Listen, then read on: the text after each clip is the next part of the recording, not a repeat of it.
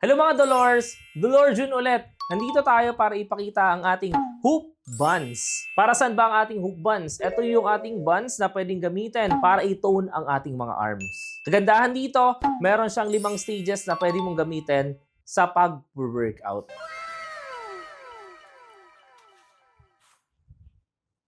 Mga Dolors, meron tayong 5 stages ng ating hoop buns. Meron tayong extra light para sa mga beginner. Pag nasasanay ka na, meron tayong light, medium, heavy, at saka syempre, kung expert ka naman, meron na tayong extra heavy. Dolor, ano ba yung mga workout na pwede natin gawin gamit ang ating mga hoop buns? Syempre, papakita natin sa inyo yan. Workout number 1. Ulit-ulitin nyo lang to ng 12 times hanggang makatatlong set kayo. At ang ating workout number 2 ay eto, maganda to para sa inyong upper back.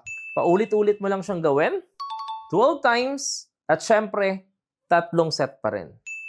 At syempre, mga Dolors, yung ating panghuling workout. Ginagawa naman to para matone ang inyong mga triceps. Pwede mo itong ulit-ulitin, 12 times, at saka syempre 3 sets. Pero lagi mong tatandaan, dapat both side mo gagawin. O, di ba mga Dolor? Ang dali lang mag-workout. So, ano pang inaantay mo? I-check out mo na. Ako ulit si Dolor June. Kita-kita sa susunod nating mga video. Bye-bye!